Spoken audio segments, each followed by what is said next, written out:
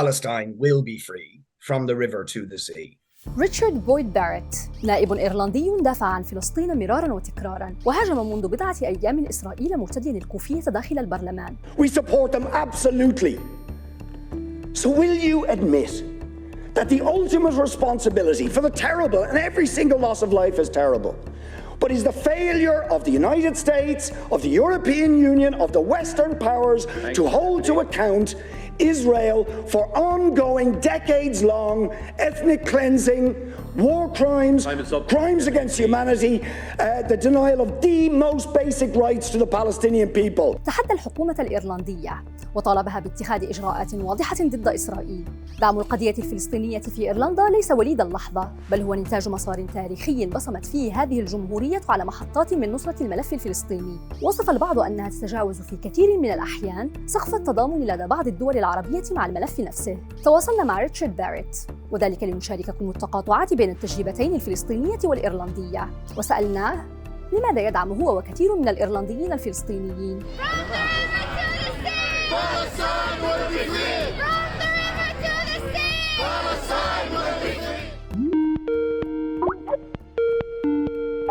Irish people instinctively understand the parallels between their own history and the history of the Palestinian people, because Ireland, of course, was subject for hundreds of years to a colonial regime imposed by Britain.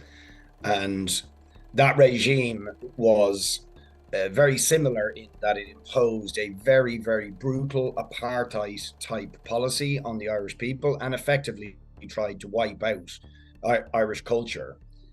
And of course, there was huge resistance by the Irish people against this racist colonial regime.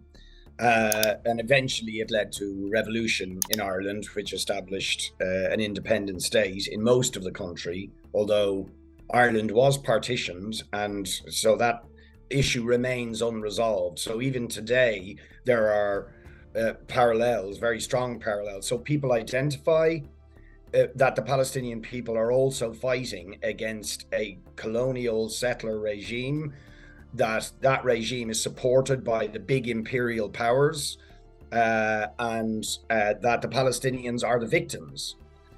Accidentally, in many ways, I was in Palestine in late 1987 at the outset of the first Intifada, and I actually worked in Israel unaware of the plight of the Palestinians until I started to work alongside Palestinians who were refugees and who explained to me about the Nakba, about how they had been dispossessed since 1948.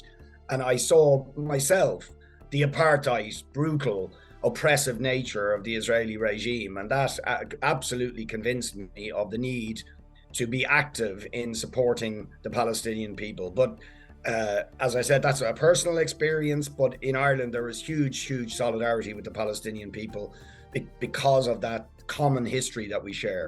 Mr. Barrett, the role of the news media outlets is really significant in shaping public opinion. How do you view their portrayal of the war in Gaza? I think it is sort of perverse, Orwellian, if your viewers are familiar with George Orwell and his idea of doublethink. Because the common portrayal is upside down. It presents Israel as somehow a normal state and Palestinians who resist that regime as somehow terrorists, when in fact the truth is the opposite, that the Israeli state was established on the basis of a huge act of terrorism and ethnic cleansing in 1948. And it has continued that policy of terrorism and ethnic cleansing against the Palestinian people for its entire history. And what we're witnessing today, the horrifying threats that are being made by Israel to ethnically cleanse 1 million Palestinians from northern Gaza is simply an extension of the brutal, murderous terrorist policy that Israel has inflicted on the Palestinians since 1948.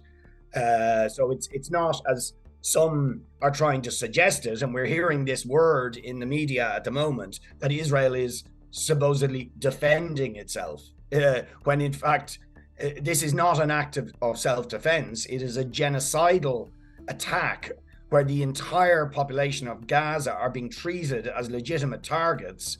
And it is a continuation of the decades of ethnic cleansing, of the seizure of Palestinian land, of the killing of Palestinians with impunity, of the imprisonment and hostage taking of Palestinians without trial in administrative detention, and of course of the siege itself of Gaza, 17 years long siege, which by any definition is a crime against humanity and a war crime.